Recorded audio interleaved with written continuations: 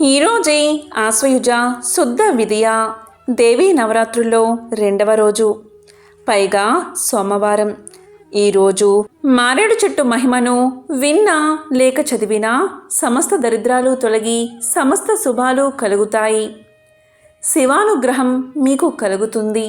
అలాగే అమ్మవారి అనుగ్రహం కూడా మీకు లభిస్తుంది. త్రిదలం త్రిగుణాకారం త్రినేత్రంచ త్రియాయుధం త్రిజన్మ పాప సంహారం ఏకబిల్వం శివార్పణం. త్రినేత్రుడు త్రిగుణాతీతుడు అయిన పరమేశ్వరుడికి మారేడు దళాలు అంటే మహా ఇష్టం. అంతటి విశిష్టమైన మారేడు చెట్టు మహిమ గురించి ఇప్పుడు ఈ వీడియోలో తెలుసుకుందాం. ఇది విన్నంతనే సకల శుభాలు కలుగుతాయి. శివరాత్రి రోజు తెలుసో తెలియకో ఒక మారేడు దళాన్ని శివలింగం మీదకు విసిరేసినందుకే చాలామంది భక్తులకు ఆ జన్మలోని పాపాలన్నీ నశించి ఉత్తర జన్మలన్నీ ఉత్తమోత్తమ జన్మలుగా లభించాయి. మన పురాణాల్లో మారేడు దళాలను శివలింగానికి అర్పించి సులభంగా పుణ్యాన్ని సంపాదించిన భక్తుల సంఖ్య అధికంగానే కనిపిస్తుంది. శివాలయాలలో నిత్యము కూడా మారేడు దళాలతో అర్చనలు, పర్వదినాలప్పుడు 1,00,000 బిల్వార్చనలు జరుపుతూ ఉంటారు. ఇలా చేయడమంతా మారేడు విశిష్టతకు ప్రతీకగా కనిపిస్తుంది. ఇలాంటి మారేడు చెట్టు మహిమ గురించి శివపురాణం విద్వేశ్వర సంహిత సాధ్య సాధన ఖండం 22వ అధ్యాయం ఇలా వివరిస్తుంది. శివుడికి అత్యంత ఇష్టమైన మారేడు చెట్టు విశిష్టత ఇదే. మారేడు చెట్టు మహాదేవుడి స్వరూపం. ఆ చెట్టును దేవతలంతా స్తుతిస్తూ ఉంటారు. లోకంలో ప్రసిద్ధి చెందిన పుణ్యతీర్థాలు ఎన్ని ఉన్నాయో అవన్నీ మారేడు చెట్టు పాదులో ఉంటాయి. ఆ చెట్టు మూలంలో లింగ రూపంలో ఉన్న మహాదేవుడైన శివుణ్ణి పూజించడం ఎంతో పుణ్యప్రదం. ఆ చెట్టు మొదట్లో స్నానం చేసిన వారికి సర్వతీర్థాలలో స్నానం చేసినంత పుణ్యఫలం లభిస్తుంది. అలా స్నానం చేసిన వాడే అసలైన పవిత్రుడని పురాణాల్లో చెప్పడం జరిగింది. ఆ చెట్టు కుదురు ఎంతో గొప్పది. అది నీటితో తడిసి ఉన్నప్పుడు మహాదేవుడు చూస్తే ఆయనకెంతో ఆనందం కలుగుతూ ఉంటుంది. శివుడి అనుగ్రహం సంపాదించాలి అంటే మారేడు చెట్టు మొదలను నిత్యం నీటితో తడుపుతూ ఉన్నా సరిపోతుంది. గంధ పుష్పాలతో ఆ మూలాన్ని పూజించిన వారు శివలోకానికి అర్హతను పొందుతారు. అలాంటి భక్తుల ఇంట సంతానం సుఖం వర్ధిల్లుతూ ఉంటుంది. మారేడు చెట్టు మొదట్లో శ్రద్ధతో వరుసగా దీపాలు పెట్టిన వారికి తత్వజ్ఞానం లభించి అంత్యంలో మహేశ్వరులో ఐక్యమయ్యే అదృష్టం కూడా లభిస్తుంది. కొత్త చిగుళ్లతో ఉన్న మారేడు కొమ్మను తాకడం, ఆ చెట్టును పూజించడం లాంటివి పాప విముక్తికి దోహదకారులు. అలాంటి పవిత్రమైన వృక్షం కింద ఒక్క భక్తుడికి భోజనం పెట్టినా చాలు 1,000,000 రెట్ల పుణ్యఫలం లభిస్తుంది. ఆ చెట్టు కింద పాలు నెయ్యితో వండిన పరమాన్నాన్ని శివభక్తుడికి పెడితే అది మొదలు ఇంకా ఎప్పటికీ ఏ జన్మలోనూ అలా పరమాన్నం పెట్టిన వాడికి దరిద్రం అనేదే ఉండదు. శివ నైవేద్యంగా లభించే ఈ మారేడు దళాన్ని పొందినవాడు మహాపుణ్యాత్ముడవుతాడు. శివప్రసాదంలో పత్రం, పుష్పం, ఫలం, జలం లాంటివన్నీ శాలగ్రామ స్పర్శ, శివలింగ స్పర్శ వల్ల అవి ఎంతో పవిత్రతను సంతరించుకుంటాయి. శివపూజ చేసేవారిలో ప్రధానంగా 2 రకాలు ఉంటారు. ఆ ఇద్దరికి ఈ మారేడు దళాలు శివలింగమంత విలువైనవే. ప్రవృత్తి, నివృత్తి అనే 2 భక్తి మార్గాల్లో భక్తులు శివపూజ చేస్తూ ఉంటారు. ప్రవృత్తి మార్గాన్ని అనుసరించేవారు శివలింగ పీఠాన్ని పూజిస్తారు. అలా చేయడం వల్ల వారికి సర్వదేవతలను పూజించినంత ఫలితం లభిస్తుంది. అలాంటి భక్తులు అభిషేకం చేసి నాణ్యమైన బియ్యంతో వండిన అన్నాన్ని నైవేద్యంగా ఇస్తూ ఉంటారు. పూజ అయిన తర్వాత ఆ లింగాన్ని శుద్ధి చేస్తారు. నివృత్తి మార్గాన్ని అనుసరించే భక్తులు చేతిలోనే శివలింగాన్ని ఉంచుకుని పూజించి భిక్షాడంతో లభించిన ఆహారాన్ని ఆ శివలింగానికి నైవేద్యంగా పెడతారు. మారేడు చెట్టు ఇంత పవిత్రతను సంతరించుకుని ఉండడానికి ఆ చెట్టు దళాలు, బెరడు అన్నిటిలోనూ ఔషధీయ గుణాలు ఉన్నాయని ఆధునిక శాస్త్రవేత్తలు చెబుతున్నారు.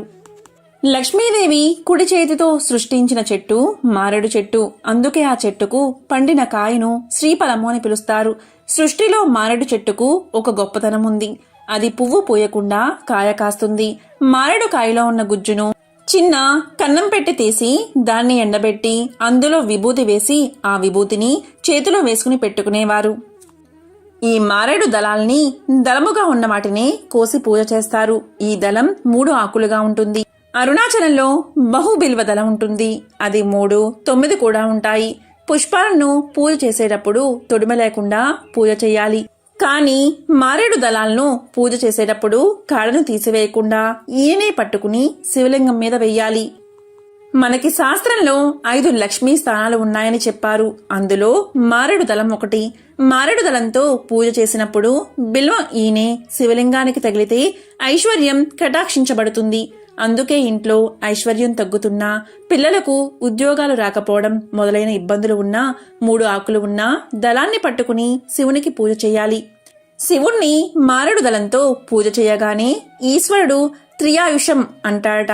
బాల్యం, యవ్వనం, కౌమారం ఈ 3టిని నీవు చూస్తావు. వీటిని శివుడు ఆశీర్వదిస్తాడట. కాబట్టి ఆయుర్దాయం పూర్తిగా ఉంటుంది. శివుణ్ణి మారేడు దళాలతో పూజించే వ్యక్తి 3 గుణాలకు అతీతుడవుతాడు. మారేడు దళం శివలింగం మీద బోర్లా పడితే జ్ఞానం సిద్ధిస్తుంది. అంతటి శక్తివంతమైనది మారేడు దళం. మనిషికి 3 గుణములు, 3 అవస్థలు ఉంటాయి. 4వ దానిలోకి వెళ్ళడు. 4వది తురియము. తురియమే జ్ఞానావస్థ. అటువంటి తురియంలోకి వెళ్ళగలిగిన స్థితి శివలింగాన్ని మారేడు దళాలతో పూజ చేసిన వారికి లభిస్తుంది. మారేడు చెట్టుకి ప్రదక్షిణ చేస్తే 3 కోట్ల మంది దేవతలకి ప్రదక్షిణ చేసినట్లే. ఇంట్లో మారేడు చెట్టు ఉంటే ఆ మారేడు చెట్టు కింద కూర్చుని ఎవరైనా జపం చేసినా, పూజ చేసినా అపారమైన సిద్ధి కలుగుతుంది. యోగ్యుడైన వ్యక్తి దొరికినప్పుడు ఆ మారేడు చెట్టు కింద చక్కగా శుభ్రం చేసి ఆవు పేడతో అలికి పీట వేసి ఆయన్ను అక్కడ కూర్చోబెట్టి భోజనం పెడితే అలా చేసిన వ్యక్తికి 1 కోటి మందిని తీసుకువచ్చి ఏకకాలమందు వంట చేసి అన్నం పెట్టినా ఫలితం ఇవ్వబడుతుంది. శాస్త్రము మనకు లఘువులు నేర్పింది. మారేడు చెట్టు అంత గొప్పది. మారేడు చెట్టు మీద నుండి వచ్చే గాలి మిక్కిలి ప్రభావం కలది. అసలు మారేడు చెట్టు పేరులోనే చాలా గొప్పతనం ఉంది. మారేడు తెలుగులో రాజు. మారేడు అంటే మహారాజు అని. ఆ చెట్టు పరిపాలకురాలు. అన్నిటినీ ఇవ్వగలదు. ఈశ్వరుడు ఈ చెట్టు రూపంలోనే ఉంటాడు. అది పువ్వు పూయవలసిన అవసరం లేదు. ద్రవస్థితిని పొందకుండా వాయుస్థితిని పొందిన కర్పూరంలా మారేడు పువ్వు పూయకుండా కాయ కాస్తుంది. అంత గొప్ప చెట్టు మారేడు చెట్టు. అందుకే మీకు ఏది చేతనైనా కాకపోయినా మీ జీవితాన్ని పండించుకోవడానికి ఈ 3 తప్పకుండా చెయ్యాలి. మొదటిది తప్పకుండా భస్మధారణ చెయ్యాలి. 2వది రుద్రాక్షని మెడలో వేసుకోవాలి. 3వది తప్పకుండా మారేడు దళాలతో శివలింగార్చన జీవితంలో ఒక్కసారైనా చేయాలి.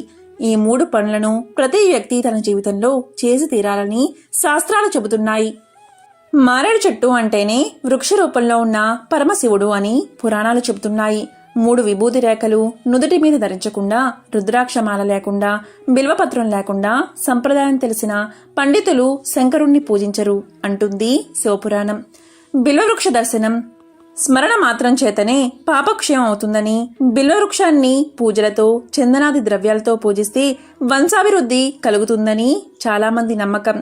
మారేడు చెట్టు కనిపించినప్పుడు దాని ఆకులు కోసి వాటితోనే ఆ వృక్షాన్ని పూజించిన పుణ్యమే అంటారు. నిజానికి మారేడు చెట్టు చాలా సాధారణమైన వృక్షంగానే కంటికి కనిపిస్తుంది. మర్రి రావి చెట్లలాగా మహావృక్షము కాదు. చెప్పుకోదగ్గ అందమైన పూలు కనబడవు. తియ్యటి రుచికరమైన ఫలాలు కావు. పోనీ అరుదైన వృక్షమా అంటే అదీ కాదు. ఆసియా ఖండంలో దాదాపు అన్ని ప్రాంతాలలోనూ అన్ని శీతోష్ణ స్థితులు తట్టుకుని పెరిగే చెట్టు.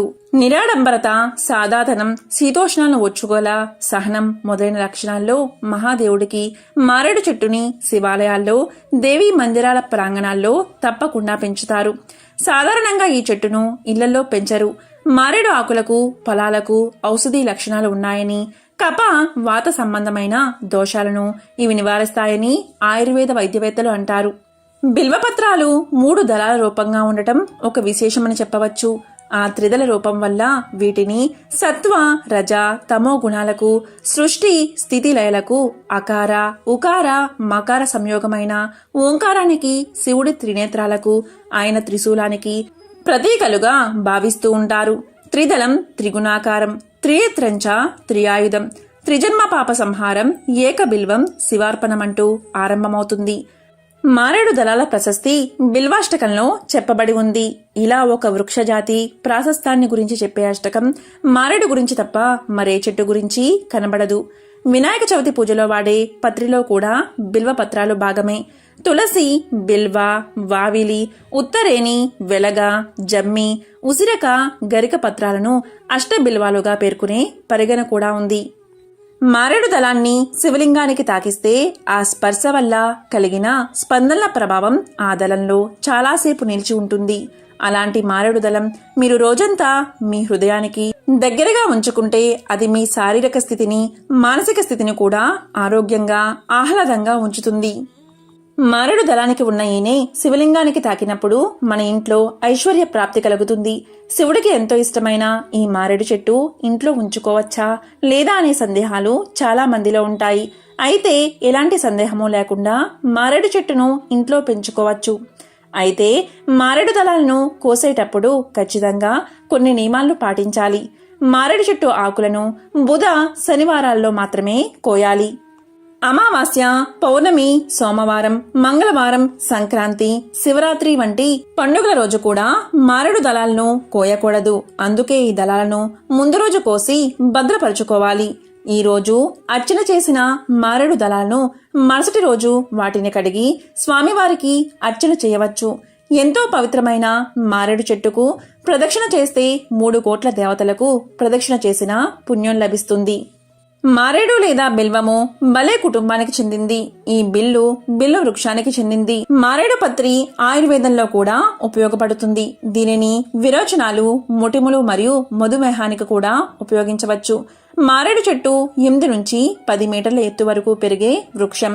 దాని ఆకులు సువాసనతో ఉంటాయి మరియు దైవికమైన వాటిని ఉత్పత్తి చేస్తాయి. దీని పువ్వులు ఆకుపచ్చ, తెలుపు మరియు సువాసనతో ఉంటాయి. మారేడు చెట్టు భారతదేశంతో సహా చాలా ఆసియా దేశాల్లో పెరుగుతుంది. మారేడు చెట్టు యొక్క ఔషధ గుణాలు తెలుసుకుందాం. ఇది విరోచనాలకు గొప్ప పరిష్కారం, పేలుకు మంచి ఔషధం, మధుమేహాన్ని నివారించడంలో ఈ ఆకుల రసం చాలా మంచిది. పెర్ఫ్యూమ్ నాణ్యతను పెంచుతుంది. మారేడు దళంలో ఖనిజాలు, వైటమిన్లు ఉంటాయి. ఇందులో calcium, phosphorus, iron, carotene, B vitamin మరియు వైటమిన్ సి పుష్కలంగా ఉంటాయి. మారేడు ఆకులు మరియు పళ్లలో అనేక ఔషధ గుణాలు ఉన్నాయి. పళ్ళు, కాయలు, బెరడు, వేర్లు, ఆకులు మరియు పువ్వులను కూడా ఔషధంగా ఉపయోగిస్తారు. బిల్వ చెట్టులోని ప్రతి భాగము కూడా మానవాళికి ఎంతో మంచిది.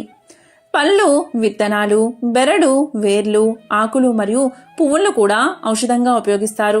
విరోచనాలకు పళ్ల రసం గొప్ప పరిష్కారం. బిల్వ ఆకులు జ్వరాన్ని తగ్గిస్తాయి. బిల్వ ఆకులకు అలాగే పళ్లకు కడుపు మరియు పేగు పూతల్ని తగ్గించే శక్తి ఉంది.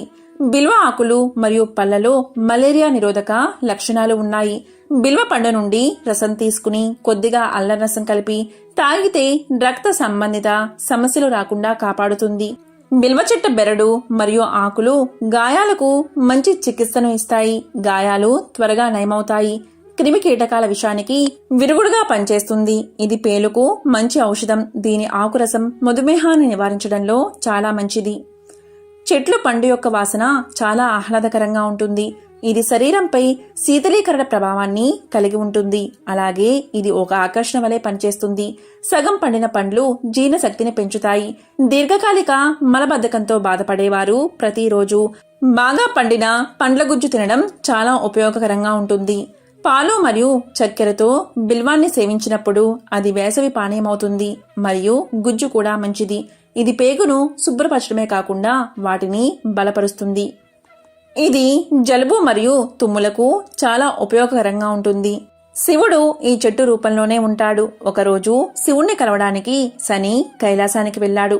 పార్వతీ పరమేశ్వరుల దర్శించి ఆమెను స్తుతించాడు. శివుడు భవిష్యత్తును పరిశీలించే నెపంతో మీరు నన్ను పట్టుకోగలరా అని అడుగుతాడు శనిదేవుణ్ణి. అప్పుడు శనిదేవుడు మరుసటి రోజు సూర్యోదయం నుండి సూర్యాస్తమయం వరకు మిమ్మల్ని పట్టుకుంటాను అని సమాధానం చెప్తాడు. కాబట్టి శివుడు మరుసటి రోజు ఉదయం బిల్వవృక్ష రూపాన్ని సంతరించుకుని చెట్టు లోపల అదృశ్యంగా నివసించాడు. మహేశ్వరుడు ఎక్కడున్నాడో తెలియక పార్వతీదేవితో సహా దేవతలందరూ మహేశ్వరుని కోసం వెతకడం మొదలుపెట్టారు. కాని మహేశ్వరుడి జాడ కాని శనిదేవుని జాడ కాని తెలియలేదు. ఆ రోజు సూర్యాస్తమయం తర్వాత మహేశ్వరుడు బిల్వవృక్షం నుండి భౌతిక రూపంలో బయటకు వచ్చాడు. ఉదయాన్నే శనిదేవుడు కనిపించాడు. మీరు నన్ను పట్టుకోలేదే అని అడిగాడు శివుడు. అప్పుడు శనిదేవుడు, నేను మిమ్మల్ని పట్టుకోవడం వల్లే కదా స్వామి లోకాలన్నిటికీ పూజ్యులైన మీరు ఈ బిల్వ వృక్షంలో దాక్కున్నారు అని శనిదేవుడు సమాధానం చెప్తాడు. శివుడు దీనికి ఎంతో సంతోషించి, ఇప్పటినుంచి నీవు నా పేరుతో కలిపి శనీశ్వరుడు అని పిలువబడతావు అని వరమిచ్చాడు. లక్ష్మీదేవి తపస్సు ద్వారా బిల్వ వృక్షం పుట్టింది. ఆమెను బిల్వ నిలయ అని పిలుస్తారు. శివ పూజలో అత్యంత ముఖ్యమైనది బిల్వపత్రాలు అంటే మారేడు ఆకులు. బిల్వపత్రాలు గాలిని, నీటిని శుభ్రం చేస్తాయి. ఈ చెట్టు నుండి వచ్చే గాలి శరీరానికి సోకడం ద్వారా ఆరోగ్యానికి మేలు జరుగుతుంది. జబ్బులు అంటవు, అంతరకరణాలకు మంచిది, దేహాన్ని శ్రేష్టంగా ఉంచుతుంది. బిల్వపత్రాలు నూరి రసం తీసి శరీరానికి పూసుకుంటే చెమట వాసన రాదు. మారేడువేరు రసం తీసి తేనెతో రంగరించి తాగితే వాంతులు వెంటనే తగ్గుతాయి. ఈ రసాన్ని రోజూ సేవిస్తే అనారోగ్యాలు దరిచేరవు. బిల్వపత్రాలను దంచి కళ్ళపై లేపనంగా వేసుకుంటే కంటి దోషాలు ఏమైనా ఉంటే అవి నశించిపోతాయి. బిల్వచూర్ణం అతిసారాన్ని తగ్గిస్తుంది. ఇక పవిత్ర వృక్షాల్లో ఒకటి శివునికి ప్రీతికరమైన ఈ మారేడు ఆకులతో శివపూజ చేస్తే అనుకున్న కోరికలు నెరవేరతాయి. మారేడు దళం 3 భాగాల్లో త్రిమూర్తులైన బ్రహ్మ, విష్ణువు, శివుడు కొలువై ఉంటారు. మారేడు దళం ఇచ్ఛాశక్తి, జ్ఞానశక్తి, క్రియాశక్తికి సంకేతం. ఇవి 3 శివస్వరూపం. శివ సహోదరి అయిన మహాలక్ష్మీదేవి హృదయం నుంచి మారేడు దళం ఆవిర్భవించడంతోనే శివునికి ఆ దళం శివునికి ప్రీతికరమైందని పురాణాలు చెబుతున్నాయి. మారేడు చెట్టు చుట్టూ భక్తితో ప్రదక్షిణలు చేసి భక్తితో తాగినట్లయితే శివుణ్ణి స్మరించినట్లేనని ఆధ్యాత్మిక నిపుణులు చెబుతున్నారు. అంతేకాకుండా రోహిణి నక్షత్రం రోజున మారేడు చెట్టు కింద పూజ చేస్తే దారిద్ర బాధలు తొలగిపోతాయి. సూర్యోదయం నుండి వచ్చే రోహిణి నక్షత్రం రోజు మారేడు చెట్టుకు పూజ చేస్తే సిరి సంపదలు కలుగుతాయి. రోహిణి నక్షత్రం చంద్రునికి చెందింది. ఇక చంద్రుడి ఆధిపత్యం వహించే దైవం శ్రీ మహాలక్ష్మి. అందుకే రోహిణి నక్షత్రం రోజున మారేడు చెట్టు వద్ద పూజ చేస్తే ఐశ్వర్యం స్థిరంగా నిలబడుతుంది. మారేడు చెట్టు ఎక్కడున్నా లేకుంటే దేవాలయాల్లో ఉంటే మారేడు చెట్టు వద్దకు వెళ్లి హుండీలో 11 రూపాయలు వేసి ఈ పూజ చేయాలి. మారేడు చెట్టు మొదట్లో నీరు పోసి ఆవునేతితో దీపారాధన చేసి గంధపు సువాసన వచ్చే అగరవత్తులను వెలిగించి చెట్టు కింద కూర్చుని లక్ష్మీదేవికి సంబంధించిన అష్టోత్తరాన్ని పారాయణం చెయ్యాలి. తమలపాకు, పండు, తాంబూలం పెట్టాలి.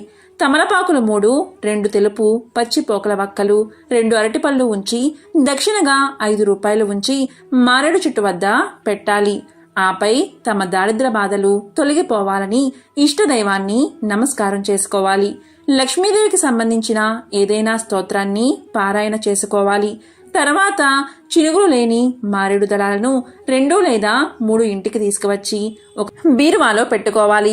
ఇలా డబ్బు ఉన్న చోట పెట్టుకుంటే డబ్బు స్థిరంగా నిలుస్తుంది. రోహిణి నక్షత్రం రోజు ఇంటికి తీసుకువచ్చే మారేడు దళాన్ని ఇలా ఉంచినట్లయితే అష్టైశ్వర్యాలు చేకూరుతాయి. ఇంకా మారేడు చెట్టు పూజతో సకల పాపాలు తొలగిపోతాయి. వేదాల ప్రకారం శివుడే ఐశ్వర్య ప్రదాత. అందుకే మారేడు ఆకులతో ఆయన్ని పూజించి సకల సంపదలను పొందవచ్చని పురాణాలు చెబుతున్నాయి. ఎంతో పవిత్రమైన విశిష్టమైన ఈ మారేడు చెట్టు యొక్క మహత్యాన్ని విన్నా చదివినా సకల శుభాలు కలుగుతాయి. సకల సంపదలు చేకూరతాయి. దరిద్ర బాధలు, నరదిష్టి, నరపీడలు తొలగిపోతాయి. ఆ మహాశివ యొక్క ఆశీస్సులు కలుగుతాయి. లక్ష్మీదేవి కటాక్షం కలుగుతుంది. ఓం నమః శివాయ.